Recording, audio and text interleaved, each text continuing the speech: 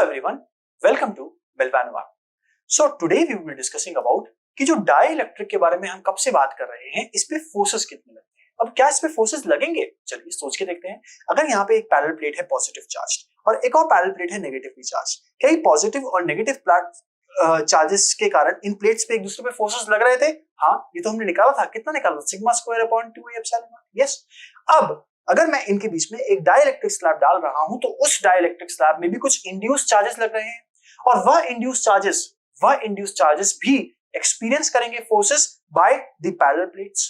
Correct not? तो हमने क्या किया, हमने कोशिश करी कि इस फोर्स को किस तरीके से निकाला जाए। सो हम कहते हैं कि अगर हम एक पैरेलल प्लेट ले लेते हैं और इसमें एक डाइइलेक्ट्रिक स्लैब डालते हैं और इस पे कुछ फोर्स लगाते हैं F, यह फोर्स जो है हम बाहर से लगा रहे हैं और इस तरीके से लगा रहे हैं कि इसके अंदर कोई भी चेंज नहीं आ रहा काइनेटिक एनर्जी का। कहने का मतलब बहुत ही स्लोली मूव कर रहे हैं और यहाँ पे हमने कुछ छोटा सा dx डिस्प्लेसमेंट मूव कराया। किसको? डाइइलेक्ट्रिक स्लैब को। तो हम कहेंगे work done by electrostatic force plus work done by force is equal to 0 और ये वैसे किसके बराबर होता है? चेंज इन काइनेटिक एनर्जी के, जो कि किसके बराबर है? 0 के बराबर है। क्या आपको इतना समझ आया? अगर आ गया है तो हम इसको थोड़ा सा और डिटेल में लेते हैं और कहते हैं कि भाई जो वर्क डन बाय फोर्स है that is equal to work done negative times work done by electrostatic force and that is equal to what? Change in potential energy. तो वही चीज को हमने यहाँ पे एक्सप्रेस कर दिया। अब वर्क डन बाय फोर्स क्या है? ये है F इंटू dx, राइट? तो हमने इसको F इंटू dx लिख दिया। और चेंज इन पोटेंशियल एनर्जी क्या है? माइनस में क्यों लिखा? सोचिए आप क्या होगा माइनस के अंदर लिखने का कारण क्या होगा? क्योंकि चेंज हो रहा है वो नेगेटिव में आएगा। तो हमने क्या किया? q square by c into, आपको पता होना चाहिए कि जो डेल्टा u की वैल्यू है वो क्या होती है? हाफ ऑफ या q स्क्वायर बाय 2c। इसको मैंने डिफरेंशियल फॉर्म में लिखा तो मैं इसको जैसे वर्क डन देख सकते हैं आप, ये होता है। तो इसको मैंने इस तरीके से रिप्रेजेंट कर दिया। अगर मैंने इसको इस तरीके से रिप्रेजेंट करूंगा तो c is a function of x, उसको डिफरेंशिएट करूंगा तो क्या आएगा? Minus of 1 by c square into dc by dx। और वही देखिए फाइनल एक्सप्रेशन बन गया हमारे पास। तो हमारे पास जो फोर्स आया that is equal to q square upon 2c square dc by dx। I hope you have understood this. अगर आपको इतना समझ में आ गया है तो अगर ये c as a function of x हम निकाले तो हम आसानी से क्वेश्चन को सॉल्व कर सकते हैं। आगे बढ़ते हैं और आगे बढ़ के देखते हैं कि भाई ये जो पोटेंशियल है ना, ये है q बाय c। तो अगर इस पोटेंशियल को q बाय c को मैं यहाँ पे सब्स्टिट्यूट करना चाहूं तो क्या लिखूंगा?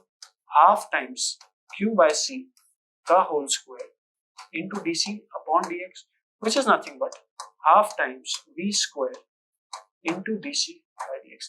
क्या यही तो सब चीजें लिखी हुई है? कुछ नया थोड़ी है, ये तो हमें ऑलरेडी पता है। बट इंपॉर्टेंट ये है कि C की वैल्यू क्या होगी, कैपेसिटेंस की वैल्यू क्या होगी। तो एक बार एक काम करते हैं, अभी हम जल्दी से समझ लेते हैं कि कैसे निकालेंगे इस वैल्यू को। मान लेते हैं कि ये टोटल जो लेंथ है वो है L और ये जो सेपरेशन है लेट अस से दिस इज T।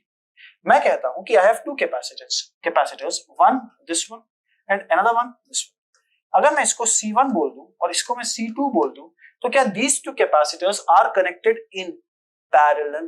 और अगर ये पैरेलल में कनेक्टेड है तो कैन आई राइट डाउन कि the value of C1 is equal to epsilon naught into area which is L minus of x into कुछ भी ले लो, इसको a ले लेते हैं अपन, अपॉन a क्या है? इनकी प्लेट की विड्थ है, अपॉन d। और C2 की वैल्यू क्या लिखेंगे भाई? एप्सिलॉन नॉट इनटू इसका डाइइलेक्ट्रिक कांस्टेंट कुछ k मान लेते हैं into x into a upon t। अब अगर मैं C की वैल्यू निकालना चाहूं यानी टोटल कैपेसिटेंस निकालना चाहूं तो क्या मेरे पास जो वैल्यू आ रही है वो आ रही है epsilon naught a by d। तो कॉमन निकाल लेते हैं हम लोग और बचेगा क्या? बचेगा L minus of x plus of kx। क्या आपके पास भी यही बच रहा है? अगर आपके पास यही बच रहा है तो dc बाय dx निकालना पड़ेगा भी आपको। तो इसको मैं थोड़ा सा और ढंग से लिख देता हूं। मैं कहता हूं epsilon naught a by d in brackets it would be L minus of x times क्या लिखेंगे भाई? 1 माइनस ऑफ k। सही है क्या? एक बार चेक कर लीजिए क्या आपके पास जो वैल्यू आ रही है क्या वह एकदम परफेक्ट है? बिल्कुल परफेक्ट है। अब अगर हम इसको dc बाय dx करें, किसको? इस पर्टिकुलर वैल्यू को, तो क्या ये L वाला फैक्टर तो खत्म, क्या बचेगा? 1 माइनस k वाला फैक्टर बचेगा आपके पास। तो क्या finally you would have this as q square upon 2c square dc by dx कर रहा हूं। So epsilon naught a by d into के माइनस, ये बनेगा आपके पास फोर्स, ये बनेगा आपके पास फोर्स। और इसी को अगर मैं वी स्क्वायर के टर्म्स में लिखूंगा तो V square by 2 epsilon naught A upon D into के माइनस। क्या आपको ये समझ में आया? तो इफ रिक्वायर्ड आप इजीली वैल्यू ऑफ फोर्स निकाल सकते हैं। अब एक बहुत ही इंटरेस्टिंग चीज है यहाँ पे, वो इंटरेस्टिंग चीज ये है कि दिस फोर्स जो कि पैरेलल प्लेट्स इस कैपेसिटर पे लगा रही हैं, this is independent of the position of the dielectric.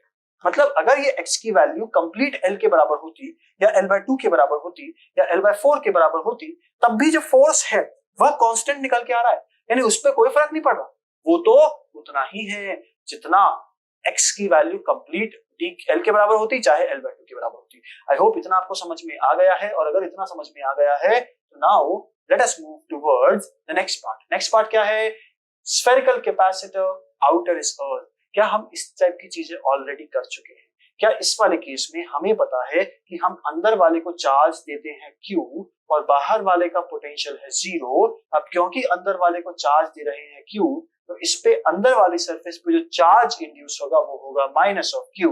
और इस केस में we write the potential of the inner वाला sphere which is V1 is equal to KQ upon A plus K times minus of Q upon B, और इसको हम लिखेंगे V is equal to KQ in brackets I would write down 1 by A minus 1 by B, और इसी को हम लोग finally लिख देते हैं कि Q by V is equal to, क्या लिखेंगे भाई, यहाँ पे आएगा 4 pi epsilon naught AB upon क्या लिखेंगे B माइनस ऑफ Q। क्या आपको इतना समझ में देख लीजिए, अगर आपको इतना क्लियर है तो यही हमारा आंसर है, ये तो हम ऑलरेडी निकाल भी चुके हैं। चलिए आगे बात करते हैं। अब इस वाले केस में इनर को अर्थ कर दिया और आउटर को क्या कर दिया, चार्ज दे दिया। जब इनर को अर्थ कर दिया तो क्या मैं कह सकता हूं कि यहाँ पे अगर Q1 चार्ज है तो यहाँ पर भी माइनस ऑफ Q1 चार्ज होगा और बाहर होगा Q प्लस ऑफ Q1। क्या आपको इतना समझ में आया? अगर इतना समझ में आ गया तो मैं इनर वाले का पोटेंशियल लिखता हूँ। मुझे पता है कि V1 की वैल्यू जो होगी वो होगी K times Q1 by A plus K times Q by B, और क्योंकि ये अर्थ है तो इसका पोटेंशियल कितना हो गया, 0 हो गया। और अगर ये 0 हो गया तो क्या मैं कह सकता हूं कि Q1 की वैल्यू जो है वो है minus of A by B into. क्या आपको इतना समझ में? अगर आपको इतना एकदम क्लियर है तो you have the value of Q1। अब क्या करेंगे हम? अब हम कहेंगे पोटेंशियल एट 2 निकालते हैं, which is equal to K times Q1 by B plus K times Q upon. अब Q1 और Q ठीक है, तो इसको हम क्या करेंगे, कॉमन निकाल लेते हैं। क्या? KQ by B, और बचता क्या है हमारे पास, बचता है minus of A by B plus of, और इसको अगर हम थोड़ा सा सॉल्व करें तो लिखेंगे Q by B is equal to 4 pi epsilon naught B square upon B minus. देख लीजिए, क्या आपका एकदम एग्जैक्टली यही आंसर आ रहा है? बिल्कुल आना भी चाहिए। क्या ये भी हम ऑलरेडी एक बार कर चुके हैं? तो ये सब चीजें हमें पता है, कुछ नया नहीं है आपके लिए, हर एक चीज आपको पता है क्योंकि हम ऑलरेडी बहुत डिटेल में डिस्कस कर चुके हैं। अब बात करते हैं connected and outer is given a charge Q। ठीक है भाई, अब क्या करेंगे, सोच के देखिए। अब क्या करेंगे? अब अगर इन दोनों को कनेक्ट कर दिया गया तो क्या इन दोनों के बीच में जो पोटेंशियल ड्रॉप है वो कितना हो जाएगा, 0 हो जाएगा। सो क्या मैं कहूंगा कि इस बार जो V1 है और जो V2 वो बराबर, यानी इन दोनों के बीच में कोई पोटेंशियल ड्रॉप नहीं रहेगा। जो नेट पोटेंशियल होगा वो होगा आउटर सरफेस का, and that is equal to K times Q by B। Yes sir, अब K times Q by B है तो क्या मैं यहां पर भी लिख सकता हूं कि भाई Q अपॉन B जो होगा that is equal to 4 pi epsilon naught. बताइए, अगर ये 4 पाई एप्सिलॉन नॉट B है, देखिए यही तो आ रहा है। यानी क्या मैं कह सकता हूं इस पर्टिकुलर केस में, क्योंकि पोटेंशियल ड्रॉप नहीं है, सारा का सारा चार्ज जो होगा वो बाहर की तरफ रिसाइड करेगा, अंदर तो कुछ रहेगा ही नहीं, अंदर तो कुछ रहेगा ही नहीं। every charge that is present on this particular sphere, even a small amount of charge is present on this, if these are connected, तो क्या होगा, सारा का सारा चार्ज बाहर की तरफ चला जाएगा। और इस बाहर की तरफ जाने के कारण इन दोनों के बीच पोटेंशियल ड्रॉप नहीं रहेगा क्योंकि कनेक्टेड है, और जो पोटेंशियल होगा वो सिर्फ और सिर्फ आउटर स्फीयर का होगा, और एक सिंगल स्फीयर के कारण जो कैपेसिटेंस होता है वो क्या होता है 4 पाई एप्सिलॉन नॉट इनटू उस सिंगल स्फीयर का रेडियस जो कि इस पर्टिकुलर केस में है। आई होप इतना आपको एकदम क्लियर है। अगर क्लियर है तो एक और चीज कर लेते हैं जहां पे हम बात करेंगे कनेक्टेड स्फीयर्स की। अभी तक तो हमने कोसेंट्रिक स्फीयर्स को कनेक्ट किया था, लेकिन अगर कोसेंट्रिक स्फीयर्स ना हो के अलग अलग स्फीयर्स होते तो क्या मैं कहता कि भाई अगर यहाँ पे चार्ज क्यू है, यहाँ पर भी कुछ चार्ज होता, इनको कनेक्ट कर दिया तो ये तब जाके इक्विलिब्रियम या स्टेडी स्टेट में रीच करते जब इनका पोटेंशियल क्या होता, सेम हो जाता। और अगर इनका पोटेंशियल सेम हो जाता तब ये रुक जाते। तो अगर यहाँ पे कैपेसिटेंस C1 है, यहाँ पे कैपेसिटेंस C2 है, तो आप क्या कहेंगे, अरे ये सिंगल स्फीयर है, इसका पोटेंशियल, इसका कैपेसिटेंस C1 मान लो, इसका कैपेसिटेंस C2 मान लो, ये तो आसानी से क्या मैं इस तरीके से लिख सकता हूँ क्या, एक बार चेक करिए क्या इस तरीके से लिख सकता हूँ क्या, और क्या ये दोनों के दोनों कैपेसिटर्स कनेक्टेड हैं, और अगर ये दोनों के दोनों कैपेसिटर्स कनेक्टेड हैं तो क्या ये एक सीरीज कॉम्बिनेशन होगा कि पैरेलल कॉम्बिनेशन होगा। सोच के देखिए, यह एक पैरेलल कॉम्बिनेशन होने वाला है, और अगर यह एक पैरेलल कॉम्बिनेशन होने वाला है तो हमें पता है कि C इक्विवेलेंट की वैल्यू जो होती है वो होती है C1 + C2, और इसको सॉल्व करने पे जो वैल्यू आएगी वो आएगी 4 pi epsilon naught A + B। क्या आपको इतना क्लियर है? अगर इतना क्लियर है तो बहुत बढ़िया बात है, नहीं क्लियर है तो एक तरीके से और हम कोशिश कर सकते हैं इसको समझने की। क्या मैं कह सकता हूँ यहाँ पर जो चार्ज है उस, अगर सपोज ये पॉजिटिव चार्ज है और यहाँ पर भी ये पॉजिटिव चार्ज है, तो क्या इस पॉजिटिव चार्ज से इलेक्ट्रिक फील्ड लाइन जा रही है कहाँ पे, इंफिनिटी पे, इससे भी तो इंफिनिटी पे जा रही है, तो क्या इनका एक पॉइंट इंफिनिटी वाला कॉमन पॉइंट हो गया। कोशिश करते हैं समझने की, तो क्या इनका एक पॉइंट इंफिनिटी वाला कॉमन पॉइंट हो गया, इसको पैरेलल रीडिंग में समझना चाहूँ आपको, और जो दूसरा पॉइंट हो गया वो इनका कनेक्टेड पॉइंट हो गया। तो क्या मैं इस वाले का जो कैपेसिटेंस है 4 पाई एप्सिलॉन नॉट B और इस वाले का 4 पाई एप्सिलॉन नॉट A, ये है C1 और ये है C, और इक्विवेलेंट कैपेसिटेंस कितना हो जाएगा वही तो दिख ही रहा है हमें कि किसमें है, पैरेलल में है, तो C = C1 + C2। I hope इतना समझ में आ गया है, और अगर इतना समझ में आ गया है तो एक और इंपॉर्टेंट चीज के बारे में डिस्कस कर लेते हैं कि कई बार क्वेश्चंस के अंदर हमें परेशान कर सकती है अगर हमने अभी नहीं सीखी तो क्या मैं कह सकता हूँ कि अगर मेरे पास कोई डाइलेक्ट्रिक कुछ हिस्से में और बाकी हिस्सा इसका खुला है, तो क्या मैं कहूंगा कि इस पर्टिकुलर केस में जो वैल्यू आएगी कैपेसिटेंस की वो कितनी आएगी, उसकी वैल्यू। तो क्या इसको मैं दो डिफरेंट कैपेसिटर जो कि सीरीज में कनेक्टेड है इस तरीके से ले सकता हूँ, और अगर मैं इसको इस तरीके से ले सकता हूँ तो क्या मैं कहूंगा इस वाले केस में, अगर यह वाली वैल्यू D/2 और यह वाली वैल्यू D/2 है, तो कैन आई राइट डाउन जो C1 की वैल्यू वो है और कितनी होगी 4 ये हो जाएगी K × epsilon naught A by D/2, और C2 की वैल्यू कितनी हो जाएगी epsilon naught A by D।